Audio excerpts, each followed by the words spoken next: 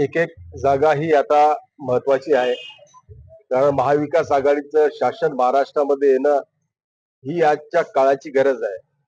आणि बुलढाणा मतदारसंघ हा पहिलेपासूनच काँग्रेसच्या सोबत राहिलेला मतदारसंघ आहे. बुलढाणा मतदारसंघात कधी काँग्रेसचा आमदार राहिला, कधी शिवसेनेचा आमदार राहिला.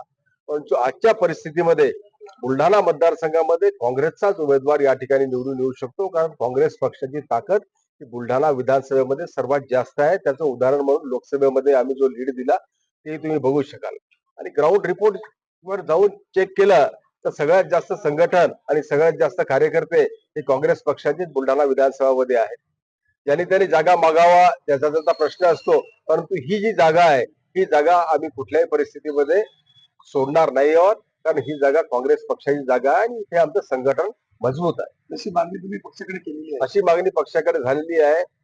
याच्याबद्दल सर्व जितके आमचं हायकमांड आहे ते सगळे हायकमांड याबद्दल कन्व्हिन्स आहे की ही जागा कुठल्याही परिस्थितीत आम्ही सोडणार नाही. शिवसेनेमध्ये कार्यकर्ते होते, परंतु स्थानिक आमदारांनी बंडखोरी केली, ते लोक दुसरीकडे चालले गेले आणि त्यांच्यासोबत बरीचशी शिवसेना 70-80% शिवसेना ही त्यांच्यासोबत चालली गेलेली आहे. त्याच्यामुळे ग्राउंड लेवलची रियालिटी तुम्ही तपासा. तुम्हाला चांगल्या पद्धतीने माहित आहे की ग्राउंड लेवलवर कोणत्या पक्षाची ताकद जास्त आहे. निश्चितपणे या ठिकाणी काँग्रेस पक्षाची ताकद जास्त असल्यामुळं ही जागा आम्ही काँग्रेसकडेच ठेवणार आहे. याच्यामध्ये कुठेही दुमत असण्याचं कारण नाही. सगळेच इच्छुक आहोत. इच्छुक सगळ्यांनी राहिलंच पाहिजे. जो पक्ष ज्याला उमेदवारी देईल त्यांचा प्रामाणिकपणे काम करण्याचं काम सगळे कार्यकर्ते करतील.